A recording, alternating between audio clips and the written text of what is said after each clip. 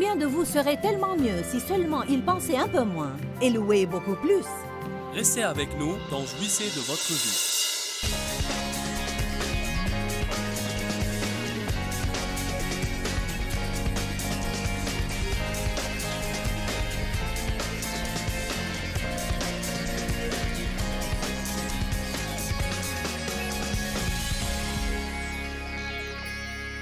Nous vivons dans des maisons faites de pensées. Et chacune de nos pensées est comme une brique qui aide à construire notre maison. Donc, si notre vie ne nous plaît pas, nous devons revoir nos pensées. Si vous voulez changer votre vie, vous devez changer vos pensées aussi. Dites avec moi, si je veux changer ma vie, je dois changer mes pensées. Vous ne pouvez pas réussir avec des pensées de raté. Vous ne pouvez pas prospérer avec des pensées de pauvreté. Vous ne pouvez pas vous attendre à être aimé par les gens si vous pensez tout le temps que les gens ne vous aiment pas. Combien de vous, parfois, se retrouvent à penser « Je suis sûr qu'ils ne m'aiment pas », sans en avoir la moindre preuve. Le diable vous dit « Il ne vous aime pas ». Et vous dites « Il ne m'aime pas ». Savez-vous ce qui arrive alors? Vous commencez à vous comporter d'une façon qui va les pousser à ne pas vous aimer. Voyez-vous, si nous pensons que les gens nous trouvent odieux, nous allons nous comporter d'une manière odieuse. Si nous avons l'impression que les gens vont nous repousser, nous allons sûrement faire quelque chose qui les poussera à nous repousser. Vous n'allez jamais dépasser le niveau de vos pensées. Si vos pensées ne vont pas s'élever, votre vie ne va pas s'élever. Nous devons penser à ce que nous pensons. La prochaine fois que vous vous sentirez déprimé ou triste, arrêtez et dites « À quoi je pensais ?» Vous verrez que vos pensées étaient tristes. Une chose qui va vite vous déprimer, c'est de penser à vous tout le temps. Aucune joie ne sera libérée dans votre vie à travers l'égoïsme, ni dans ma vie. Pour être heureux, arrêtez de penser à vous et pensez aux autres. Éphésiens 4 prouve l'idée que j'essaye d'expliquer. Le verset 22 dit « Dépouillez-vous de votre ancienne nature. Enlevez et jetez votre ancien moi non renouvelé, qui a caractérisé votre vie passée et qui va se corrompant au fil des convoitises des illusions trompeuses. » Si vous pouvez vous discipliner, ne lisez pas le verset 23. Lisez le verset 24. Ça va être un test. Mais essayez de patienter. Le verset 24 dit « Et revêtez la nouvelle nature, le moi régénéré, créé à l'image de Dieu, dans la justice et la sainteté de la vérité. » Alors le verset 22 dit « Dépouillez-vous du vieil homme ». Le verset 24 dit « Revêtez l'homme nouveau ». Le verset 22 dit « Arrêtez de faire toutes les mauvaises choses que vous faisiez ». Et le verset 24 dit « Et comportez-vous d'une façon vertueuse ». Nous pensons « Oui, je veux faire cela ». Mais quel est mon problème? La chose que je veux faire, je ne la fais pas, et celle que je ne veux pas faire, je finis par la faire. Je crois que pour aller d'une place à l'autre, souvent, nous devons avoir un pont. Nous devons avoir quelque chose qui nous fera traverser, ou un chemin à emprunter. J'aime dire que je suis un pasteur pragmatique. Je suis vraiment frustré par les gens qui me disent ce que je dois faire sans me dire comment le faire. Je crois qu'il y a certainement un mode d'instruction pour vivre la vie chrétienne. Il y a certains principes que l'on doit respecter et certaines choses que l'on doit faire si nous voulons passer de l'endroit où l'on était à l'endroit où nous voulons aller. Donc maintenant, vous pouvez lire le verset 23. « Et soyez constamment renouvelés dans l'esprit de votre intelligence. » tout en ayant une attitude mentale et spirituelle nouvelle. Soyez constamment, pas de temps en temps, pas une seule fois, soyez constamment renouvelés dans l'esprit de votre intelligence et gardez une attitude nouvelle. Dépouillez-vous du vieil homme. Changez vos pensées. Revêtez l'homme nouveau. Arrêtez de faire ce qui est faux. Changez vos pensées et vous commencerez à faire ce qui est juste. Comme j'ai dit la veille, dans ce monde, nous voulons attendre et voir le résultat bien avant de l'accepter. Je le crois parce que je l'ai vu. Mais dans le royaume de Dieu, nous devons le croire avant de le voir. Donc, Dieu dit, dépouillez-vous du vieil homme. J'agis toujours comme par le passé. Je sais que je suis régénérée, mais ma chair a encore le dessus. J'essaye tous les jours d'être bonne, mais je finis parfois par faire le mal. Plus je fais d'efforts, plus je fais le mal. J'entends tous ces sermons au sujet d'être bon, et je veux être bonne, mais je suis toujours mauvaise. Je suis ici, et j'essaie d'aller là-bas, et je ne sais pas quel est mon problème. Je voudrais être capable de dire que je me comporte bien. Mais comment aller là-bas? Savez-vous comment aller là-bas? Ici, et alors que vous êtes en train de faire le mal parfois, vous croyez en votre intérieur que vous êtes la justice de Dieu en Jésus-Christ, que vous n'êtes plus l'ancienne personne que vous étiez, mais que vous êtes une nouvelle créature. Vous avez la pensée de Jésus, vous avez la force du Saint-Esprit demeurant en vous pour vous aider à changer. Et vous croyez, avant même de le voir, que chaque jour vous êtes en train de changer graduellement de gloire en gloire. Nous avons dit la veille que quand une personne est régénérée, elle devient littéralement enceinte de tout ce que le Seigneur est et offre à ce croyant. Jésus est nommé la graine. C'est un de ses noms, avec un G majuscule. C'est un de ses noms, la graine. Eh bien, dans la Bible amplifiée, dans 1 Jean, cela est expliqué un peu mieux et il dit que Jésus-Christ est la graine divine de Dieu Tout-Puissant. Donc, quand on est né de nouveau, Jésus est planté, si vous voulez, dans nos esprits. Il vient pour vivre en nous. Il a dit, je vais faire ma demeure en vous. Je serai votre demeure, et vous serez ma demeure. Je ne vous abandonne et ne vous délaisse point. Il est planté comme une graine, pas comme une situation finale où tout a été joué, mais il vient à nous comme une graine de tout ce que Dieu est. Eh bien, vous le savez, comme je le sais, quand une femme tombe enceinte, elle va partout racontant « je suis enceinte » et elle fait des projets pour ce bébé. Elle achète le lit du bébé et elle achète ses habits et elle fait des fêtes alors que vous ne pouvez même pas voir qu'elle est enceinte. Je ne le vois pas, vous ne l'êtes pas pour moi. Combien de femmes disent « je suis enceinte » mais vous n'en avez pas l'air. Je suis au 4e mois, mais vous n'en avez pas l'air. Eh bien, je suis enceinte. Elle se sent enceinte. Elle sent les changements qui ont lieu à l'intérieur d'elle, mais personne ne peut deviner ou voir la preuve encore. Alors il se peut qu'il ne le croit pas parce qu'il ne le voit pas, mais elle le sait parce qu'elle sent ce qui se passe à l'intérieur d'elle. Donc, en ce qui la concerne, elle est enceinte et elle fait des projets pour un bébé qui va bientôt arriver. Est-ce que vous comprenez ce que j'essaye de vous dire maintenant? Si vous voulez réussir, vous devez arrêter de faire des projets pour échouer. Si vous croyez que vous allez prospérer, arrêtez de paresser et de penser que vous êtes si pauvre tout le temps. Vous ne devez pas constamment dire aux gens « je n'ai pas les moyens, je n'ai pas les moyens, je n'ai pas les moyens ». Vous ne devez pas dire des choses comme « je n'aurai jamais rien ». Vous ne devez pas paresser et penser à ce que vous n'avez pas, et penser à ce que tous les autres ont, et penser comment vous n'avez jamais rien, et penser, et penser, et penser, et penser. Pour certains de nous, le problème numéro 1, c'est que nous pensons beaucoup trop.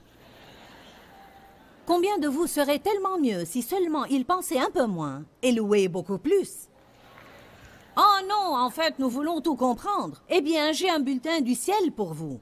La Bible dit que nous connaissons en partie.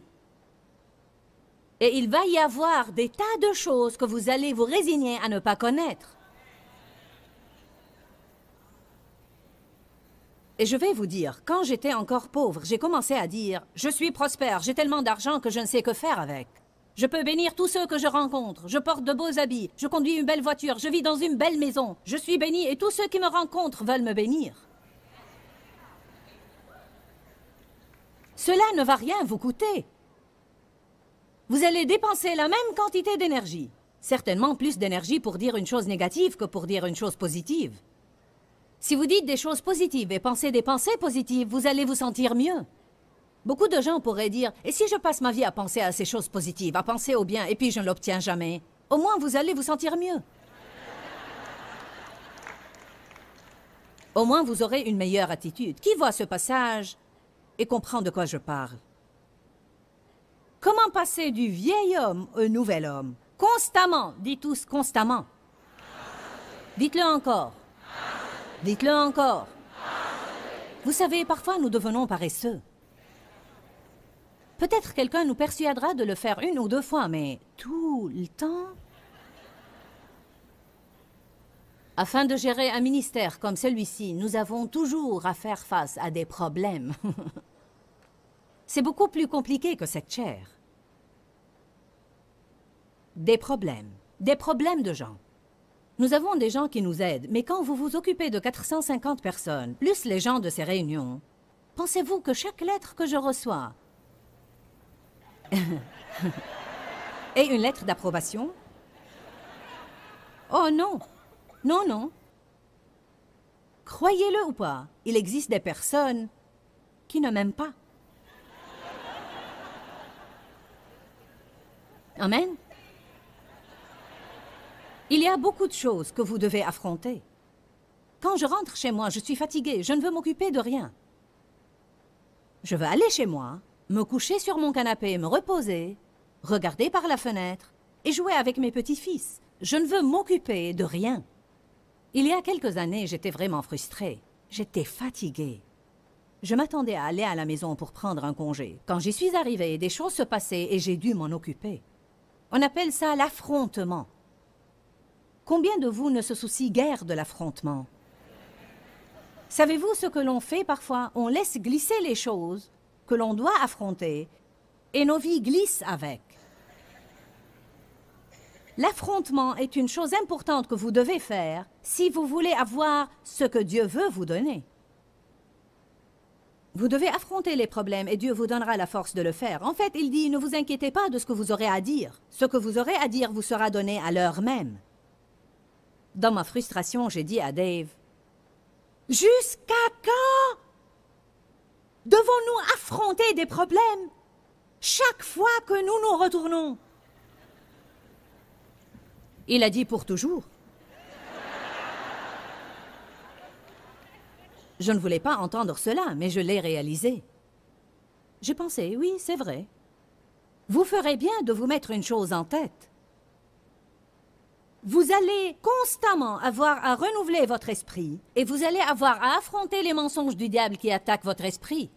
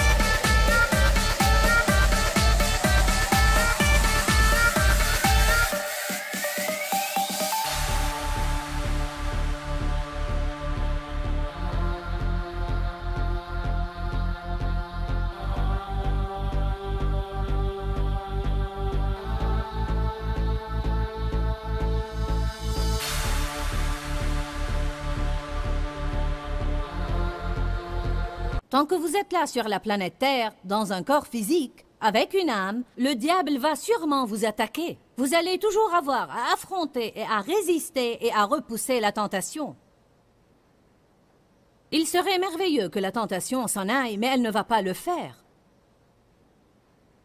Jésus n'a pas dit à ses disciples « Priez pour que la tentation s'en aille ». Il a dit « Priez afin que vous ne tombiez pas dans la tentation ». La tentation est là. On doit prier pour ne pas y succomber. Nous sommes plus forts que la tentation. Croyez-le ou pas, on est censé être plus habile que le diable. Nous avons la pensée de Jésus, lui, il ne l'a pas. Nous avons la sagesse de Dieu, lui, il ne l'a pas.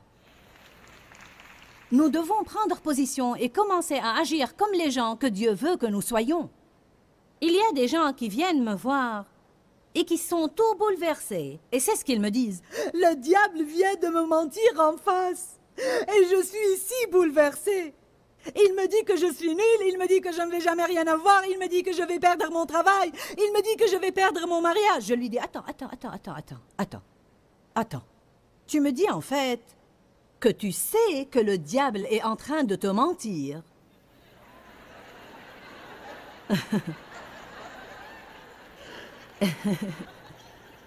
Et ça te bouleverse?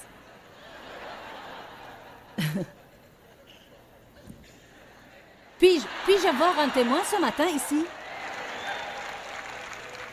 Je ne sais pas qui va nous aider. Si nous savons que c'est le diable et nous savons qu'il est menteur et nous voulons croire un menteur,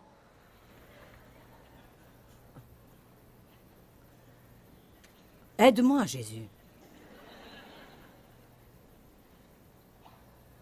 Aujourd'hui, nous allons parler de nettoyer nos pensées ou faire le ménage.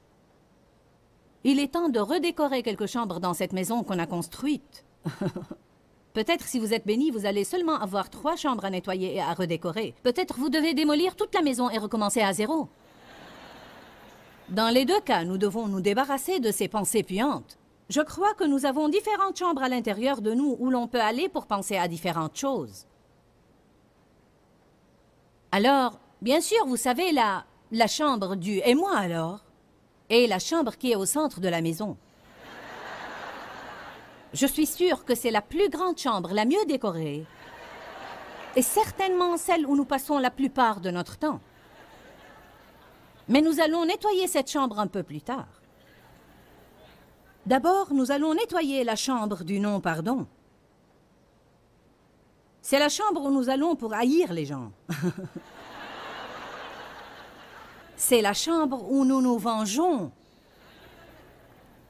La chambre où l'on est plein d'amertume et de ressentiment. C'est la chambre où nous allons quand nous voulons penser à tout ce que les gens nous ont fait subir. Là, je vous demande, est-ce que c'est bon? N'est-ce pas une bonne façon de voir ça? Nous allons et nous nous mettons là, et nous pensons à ce qu'ils ont fait, et nous y pensons, puis quand nous sommes avec des amis, nous en parlons. Donc à la maison, nous y pensons, en public, nous en parlons, nous y pensons, en parlons, parlons, et vous vous demandez pourquoi ça ne va pas?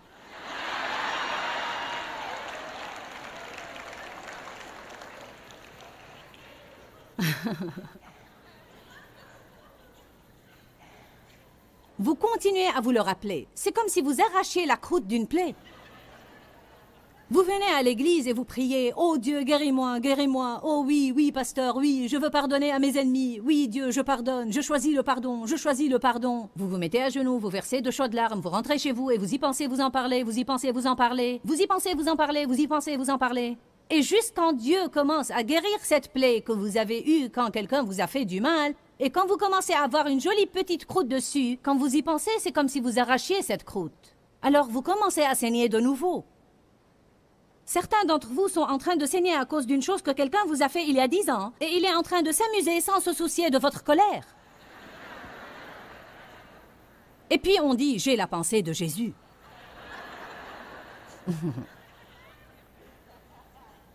Est-ce que je m'exprime clairement ce matin?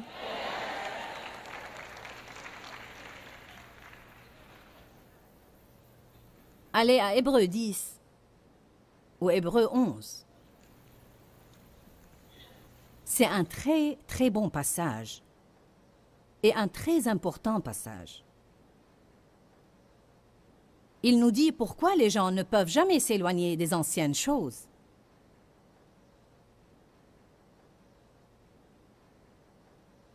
Vous savez, les Israélites sont sont sortis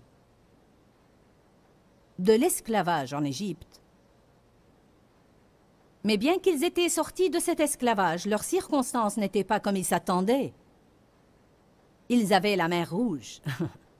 Ils en ont eu assez de manger la manne. Il y avait des montagnes là-bas. Il y avait des ennemis. Donc, à différents moments, ils voulaient revenir en Égypte parce qu'ils se disaient, bien que nous étions des esclaves là-bas, au moins on avait à manger. Nous nous rappelons des oignons et de l'ail et des poivrons que nous mangions en Égypte. On en a assez de cette manne. La même chose tous les jours, la même vieille chose, même chose, même chose, même chose. Dites-vous jamais à Dieu, j'en ai assez du même ancien désordre tous les jours.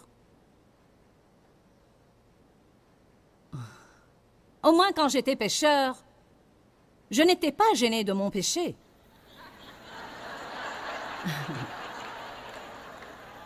Maintenant que je suis devenu chrétien, je ne peux même pas pécher, avoir la paix. L'avez-vous jamais remarqué? Dans quel désordre nous nous trouvons quand nous sortons de l'esclavage sans avoir encore atteint la terre promise et nous sommes coincés dans le désert où nous essayons de purifier nos âmes? Vous sentez comme si vous menez une double vie. Vous ne voulez pas être mauvais, mais vous finissez par l'être. Vous ne voulez pas vous mettre en colère, mais vous le faites quand même. Avant, vous faisiez cela, mais vous ne vous en souciez pas. Maintenant, ça vous embête. Vous ne voulez pas retourner à l'endroit d'où vous êtes sorti, mais vous ne savez pas comment arriver là où vous voulez aller. Donc, c'est très facile parfois de penser « C'est trop dur, je vais juste revenir là où j'étais. » Je vais juste revenir. À moins, à ce moment-là, si je suis contrariée, je peux juste prendre un somnifère. Ou aller m'enivrer ou n'importe quoi. Si je suis furieuse contre quelqu'un, je peux me disputer avec lui. Oh, mais non, maintenant je suis censée aimer mes ennemis. Maintenant, je suis censée les bénir, être gentille envers eux et bonne avec eux. Eh bien, Dieu, je ne peux pas le faire. C'est trop dur, c'est trop dur, c'est trop dur. C'est une autre chose que l'on pense et l'on dit et qui nous attire des tas d'ennuis. Vous devez penser différemment. Vous devez penser, je peux faire tout ce que je dois faire parce que l'Esprit du Dieu vivant vit à l'intérieur de moi. Et si Dieu me demande de le faire, alors je peux le faire.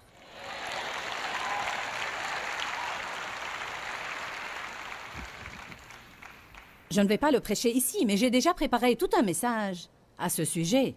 Je peux faire tout ce que je dois faire. Vous vous préparez à l'échec quand vous vous mettez à penser « C'est trop dur, Dieu, c'est vraiment trop dur. C'est vraiment dur, Dieu, je ne peux pas le faire, c'est trop dur. Tu demandes vraiment trop, Dieu, je ne peux pas le faire. » Parfois, Dieu s'occupe de quelque chose en nous et nous disons « Oh non, Dieu, tout sauf ça. » « Oh Dieu, je ne suis pas prêt pour ça. » Si vous l'êtes, sinon Dieu ne vous en aurait pas parlé. Le Seigneur ne va pas venir vous parler d'une chose et vous encourager à ne pas faire une chose ou à faire une chose que vous n'êtes pas prêt à faire. Peut-être que vous ne vous sentez pas prêt, peut-être que vous ne voulez pas être prêt. Mais Dieu dit, maintenant est le temps de vaincre cet ennemi. Deutéronome 7 dit, « Quand je vous livre vos ennemis entre vos mains, vous devez les exterminer complètement. » Vous ne pouvez pas le faire avant que Dieu ne vous les livre. Mais quand Dieu dit « c'est le moment », alors c'est vraiment le moment. Et s'il dit que c'est le moment, alors il va certainement vous donner la force de le faire. Mais si vous ne vous sentez pas capable, vous devez réaliser que quand le moment viendra, la force viendra avec. Et c'est ce qu'on appelle la foi. Savez-vous combien de fois je n'ai aucune idée de ce que je vais dire jusqu'au moment où je me mets derrière cette chaire? Oh, j'ai un message. Je viens avec mon message. Mais ces réunions ne se réduisent pas à un message. J'ai passé des années à essayer de tout planifier dans ma tête avant d'arriver là, et j'ai trouvé que c'était du temps perdu parce que cela n'a jamais marché. Ou rarement, tout au plus. Alors je dois venir en me fiant à Dieu. Et cette affaire de confiance nous fait peur jusqu'à ce que l'on s'y habitue.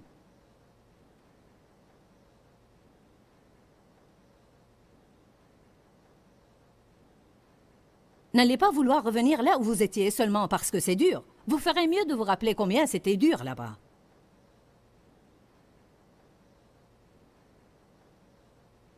Hébreux 11, 15. S'ils avaient pensé Avec souvenir nostalgique à ce pays d'où ils étaient sortis, ils auraient trouvé une occasion permanente pour y retourner. N'est-ce pas bien? Lisons-le de nouveau. Hébreux 11:15, mais c'est la Bible amplifiée. Je ne sais pas exactement ce que disent les autres traductions, alors si vous n'avez pas celle-là, écoutez. S'ils avaient pensé, avec souvenir nostalgique, à ce pays d'où ils étaient sortis, ils auraient trouvé une occasion permanente pour y retourner. En d'autres termes, mes pensées peuvent me ramener de nouveau au désordre duquel je suis sorti. Pas étonnant que Galates 5:1 dise « Demeurez donc ferme dans la liberté que Christ nous a affranchis et ne vous laissez pas mettre de nouveau sous le joug de la servitude que vous avez une fois enlevée. » Bien que nous gagnions une liberté dans un domaine, nous devons toujours demeurer fermes dans ces domaines. Aujourd'hui au programme, nous avons parlé en fait de l'importance de nettoyer nos pensées. Maintenant, je veux dire que nous ne pouvons pas le faire sans l'aide de Dieu, car sans lui, nous ne pouvons rien faire. La Bible nous enseigne dans 2 Corinthiens chapitre 10 que nous devons renverser les imaginations erronées et renverser toute hauteur qui s'élève contre la véritable connaissance de Dieu. Cela nous apprend que nous devons penser à ce que nous pensons et que nous devons être responsables de nos pensées, vraiment responsables de nos pensées, et que nous ne devons pas penser à tout ce qui nous passe par la tête. Quand, Seigneur, quand? Dans ce livret, Joyce Meyer vous apprend à faire confiance au temps de Dieu. Pour obtenir ce livret gratuitement, écrivez-nous à Joyce Meyer, boîte postale 40095-6300, Larnaca, Chypre. Ou bien visitez notre site web www.joycemeyer.org/fr.